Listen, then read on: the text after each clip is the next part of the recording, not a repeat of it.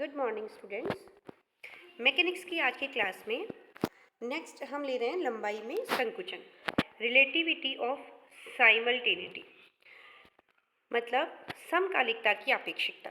देखिए, इसका मतलब ये हुआ कि हमारे पास अगर दो रेफरेंस फ्रेम हैं, एक फ्रेम है जो कि स्थिर अवस्था में है और दूसरा फ्रेम उस स्थिर फ्रेम के रिस्पेक्ट में किसी v वेग से किसी दिशा में मूविंग कंडीशन में। तो क्या होता है कि अगर मूविंग फ्रेम में कोई घटना है, वो अलग अलग स्थितियों पर किसी एक ही समय पर अलग अलग स्थितियों पर हो रही है। दो घटनाएं हो रही हैं एक ही समय पर अलग अलग स्थितियों पर, दो घटनाएं मूविंग फ्रेम में घटित हो रही हैं। तो जो स्थिर फ्रेम है जिसके सापेक्ष मूविंग फ्रेम v वेग से गतिशील है, उस स्थिर फ्रेम में वे घटनाएं अलग अलग समय पर और अलग अलग स्थितियों पर होती हुई प्रेक्षित होंगी। ठीक है बात, अलग अलग स्थितियों पर और अलग अलग समय पर घटित होती हुई प्रेक्षित होंगी। तो ये हम देखते हैं, इसे समकालिकता की अपेक्षिकता भी कहते हैं। समकालिकता की अपेक्षिकता मतलब कि समय जो है, समय भी आपेक्षिक होता है, समय भी आपेक्षिक है। समय जो है वो हर रेफरेंस फ्रेम में, हर निर्देश तंत्र में सेम नहीं होता है। डिपेंड करता है कि निर्देश फ्रेम की वेलोसिटी क्या है या किसके रिस्पेक्ट में हम उसे जज कर रहे हैं, किसके रिस्पेक्ट में हम उसे मेजर कर रहे हैं। तो देखिए, इसमें अपेक्षिकता के नियम के अनुसार दो घटनाएं जो एक निर्देश तंत्र में समकालिक होती हैं, उनका दूसरे जड़त्वीय निर्देश तंत्र में समकालिक होना आवश्यक नहीं है कि दूसरे निर्देश तंत्र में भी वो एक उसी समय पर होती हुई प्रतीत होंगी, ऐसा कोई ज़रूरी नहीं है। ठीक है, तो इसके लिए हमने मैथमेटिकल फॉर्मुलेशन में देखिए, मैथमेटिकल इसको करेंगे तो इसके लिए हमने जो डायग्राम बना है उसको देखते हैं। पहले यहाँ लेफ्ट हैंड साइड में एक एस फ्रेम है जिसके एक्सिस एक्स वाई जेड है, मूल बिंदु ओ है और ये एक स्थिर फ्रेम है या इसे प्रयोगशाला फ्रेम भी कहते हैं। नेक्स्ट जो इसके है वो है एस प्राइम फ्रेम जिसके निर्देश अक्ष X prime Y prime Z prime है, मूल बिंदु ओ प्राइम है। ठीक है, इसमें हमने दो घटनाएं मानी हैं, तो दो घटनाओं को मानने के लिए हमने एक छड़ ले ली यहाँ पर। तो छड़ के जो सिरे हैं, एंड्स हैं, वो दो स्थितियों को हमें बता रहे हैं या दो घटनाओं को बता रहे हैं जो छड़ के सिरे हैं या एंड्स हैं। ठीक है, ये है x1 प्राइम और x2 प्राइम, इनके x कोऑर्डिनेट्स हो गए। ये है s prime frame, s frame के रिस्पेक्ट में v वेग से प्लस x दिशा में मूविंग है, ये हमने बता दिया। v वेग से x डायरेक्शन में मूविंग है s प्राइम फ्रेम, तो ये हो गया गतिशील निर्देश तंत्र। ठीक है, या इसे उपयुक्त निर्देश तंत्र भी कहते हैं। ठीक है, तो देखिए यहाँ पर जो छड़ की लंबाई होगी ये हमने मानी है एल नोट, जिसे हम उपयुक्त लंबाई या उचित लंबाई भी कह सकते हैं। ये इस देखिए क्या होता है, इसे आप कैसे अगर प्रैक्टिकली एज्यूम करेंगे तो कैसे समझेंगे कि जैसे एक कोई भी पर्सन अर्थ पे खड़ा है, ठीक है, तो वो तो हो गया स्थिर निर्देश तंत्र, क्योंकि वो स्थिर है, वो अपनी जगह पे खड़ा है। उसके रिस्पेक्ट में एक कोई भी एयरक्राफ्ट है, कोई भी एयरप्लेन है, वो मूविंग होता है क्योंकि वो किसी डायरेक्शन में मूविंग है।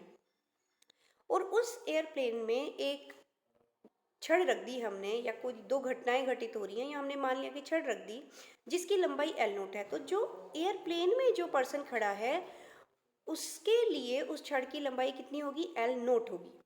लेकिन जो पर्सन अर्थ पे खड़ा है, जो कि स्थिर जड़त्वीय निर्देश तंत्र की तरह व्यवहार कर रहा है, उसके लिए उस छड़ की लंबाई में कुछ परिवर्तन आएगा, जिसकी स्टडी हम यहाँ कर रहे हैं। ओके, सो देखिए, एस प्राइम फ्रेम को हम उपयुक्त निर्देश तंत्र कहेंगे और इसमें मापित लंबाई को एल नोट उपयुक्त या उचित लंबाई कहेंगे। एस फ्रेम में जिसमें कि छड़, जिसके सापेक्ष छड़ गतिशील है, जिसमें नहीं, जिसके सापेक्ष, ओके, उसमें एक ही समय टी पर छड़ के सिरों की मापित स्थितियां हमने मानी है x1 और x2। अब इसके सापेक्ष जो छड़ की स्थितियां हमें प्रेक्षित होंगी, ठीक है ना, वो होंगी x1 और x2। सो L, कैपिटल L, हमने जो कैपिटल L क्या है, वो है एस फ्रेम में प्रेक्षित लंबाई। ये क्या है, प्रेक्षित लंबाई, जो हमें फील होगी, महसूस होगी, हम उसको प्रेक्षित करेंगे, ऑब्जर्व करेंगे। सो L की वैल्यू होगी x2 माइनस x1। तो देखिए x2 माइनस x1 की वैल्यू कैसे फाइंड आउट करेंगे हम, एस प्राइम फ्रेम में। एस प्राइम फ्रेम में क्या स्थितियां हैं, x1 प्राइम और x2 प्राइम। तो L नोट की वैल्यू होगी x2 prime minus x1 prime. Lorentz transformation equations का हम यहाँ यूज़ करेंगे। उसके अकॉर्डिंग x2 प्राइम की वैल्यू होगी x2 minus V T upon under the root 1 minus V square और सी स्क्वायर। इसी तरह से x1 प्राइम की वैल्यू हो गई x1 minus V T over 1 under the root 1 minus V square और सी स्क्वायर। ठीक है, सो ये वैल्यूज़ हमने यहाँ रख दी उपयुक्त लंबाई के इक्वेशन में। L नोट इक्वल्स टू हो गया, ये वैल्यूज़ हमने पुट कर दी यहाँ पर। तो यहाँ बचा हमारा x2 minus x1 over under the root 1 minus V square और सी स्क्वायर। सो x2 माइनस x1 हमने कैपिटल L माना है, so this is L over under the root 1 minus V square और C square. Okay, so capital L is equivalent to L nought multiply by 1 minus V square और C square under the root. Okay, so यहाँ पर जो root वाली value है, this is 1 over alpha, और since v is very very less than from c, v is very very less than from c, सो जो root वाली value है ये 1 से हमेशा क्या आएगी, कम आएगी, 1 से हमेशा लेस देन रहेगी, क्योंकि यहाँ पर ये जो वैल्यू होगी V square over C square, this is always less than 1, and 1 में से हम कुछ माइनस करेंगे, सब्ट्रैक्ट करेंगे, तो रूट वाली value is always less than 1। Okay, so L जो होगी वो लेस देन होगी L नोट से, मतलब कि स्थिर फ्रेम या जड़त्वीय स्थिर जो जड़त्वीय निर्देश तंत्र है जो स्थिर अवस्था में है, उसके सापेक्ष मापित लंबाई की वैल्यू उचित लंबाई से हमेशा कम आएगी। ठीक है, सो देखिए गति की दिशा में के ये बहुत इंपॉर्टेंट बात है, लेकिन यहाँ पर ये ध्यान रखने की बात ये है कि ये लंबाई का मेजरमेंट हम किस डायरेक्शन में कर रहे हैं, गति की दिशा में। गति की दिशा कौन सी है, एक्स डायरेक्शन, और हम लंबाई की दिशा भी क्या मान रहे हैं, एक्स डायरेक्शन में। तो लंबाई की जो कमी आ रही है आपको, संकुचन जो हो रहा है, वो कौन सी डायरेक्शन में हम मेजर करें, गति की दिशा में। गति की लंबवत दिशा में कोई भी चेंज नहीं होगा। गति की लंबवत दिशा में अगर लंबाई को मेजर करेंगे आप, मतलब कि वाई डायरेक्शन में, तो आपको वही लंबाई प्रेक्षित होगी जो कि उचित फ्रेम में उस पर्सन को प्रेक्षित हो रही है जो कि एयरप्लेन में बैठा है। तो वही लंबाई वाई डायरेक्शन में जो चौड़ाई होगी छड़ की, वाई डायरेक्शन में क्या होगी, छड़ की चौड़ाई, तो चौड़ाई सेम रहेगी, लंबाई संकुचित हो जाएगी। ओके, सो देखिए इसी तरह अगर वर्ग की भुजा, अगर एक वर्ग को रख दिया जाए, स्क्वायर को रख दिया जाए प्लेन में, तो लंबाई तो हो जाएगी संकुचित स्थिर फ्रेम के रिस्पेक्ट में, और चौड़ाई सेम रहेगी, तो आपको क्या दिखेगा, वो वर्ग क्या बन जाएगा हमारे लिए, एक रेक्टेंगल या आयत बन जाएगा, आयत की तरह दिखेगा हमें। इसी तरह अगर एक सर्कल को रख दिया जाए, तो सर्कल जो है लंबाई की दिशा में थोड़ा संकुचित हो जाएगा, चौड़ाई सेम रहेगी, तो वो एक ओवल शेप दिखेगा या दीर्घवृत्त की तरह हमें फील होगा। ठीक है, तो ये हो गई हमारी बात समकालिकता के सिद्धांत की। सेकंड आती है काल वृद्धि। काल वृद्धि की बात करते हैं, रिलेटिविटी ऑफ कोलोकैलिटी या समस्थिति की आपेक्षिकता। इसके अकॉर्डिंग क्या है, देखिए यहाँ क्या है कि समय का मापन आपेक्षिक होता है। ये हमें क्या बताएगा कि जो टाइम मेजरमेंट होता है that is also respective, this is also relative, क्योंकि समय भी वेग पर डिपेंड करता है, निर्देश तंत्र पर निर्भर करता है कि हम किस निर्देश तंत्र पर किस स्थिति में समय का मापन कर रहे हैं, और यह निर्देश तंत्र पर डिपेंड करता है। निरपेक्ष समय का कोई अस्तित्व नहीं होता है कि हम ये माने कि टाइम जो है इररिलेटिव है, टाइम को किसी भी निर्देश तंत्र में किसी भी जगह आप मापन करें समय की वैल्यू सेम आएगी, नहीं, ऐसा नहीं होता। इसको भी आप समझिए कि जैसे अर्थ पर जो पर्सन खड़ा है वो देख रहा है एयरप्लेन वाले समय को। एयरप्लेन में हमने एक वॉच रख दी, घड़ी रख दी, घड़ी की जो सेकंड की सुई है या घड़ी का जो समय है, जो एयरप्लेन वाला पर्सन है उसको वही दिखाई देगा जो एक्चुअल टाइम होगा। लेकिन जो अर्थ पर पर्सन खड़ा है, अगर वो प्लेन वाली घड़ी को देखता है तो उसे वो घड़ी सुस्त चलती हुई मतलब धीरे चलती हुई प्रतीत होगी, धीरे, उसका उसे ऐसे लगेगा कि 1 सेकंड को पूरा होने में उसे 2 सेकंड का समय लग रहा है, या लगभग जो भी मेजरमेंट होगा, पर उसे ज़्यादा टाइम लगता हुआ फील होगा। तो घड़ी जो है उसके रिस्पेक्ट में धीरे चलती हुई उसे प्रेक्षित होंगी। तो ये होता है कि time is also a relative quantity. तो देखिए इसके लिए हम क्या करेंगे, हमने वही 2 फ्रेम लिए हैं। एक प्रयोगशाला निर्देश तंत्र एस लिया है जिसके निर्देश अक्ष एक्स वाई जेड है, जिसमें एक प्रेक्षक खड़ा है जो कि गतिशील निर्देश तंत्र एस प्राइम को देख रहा है, जो कि वी वेग से एक्स डायरेक्शन में मूविंग है।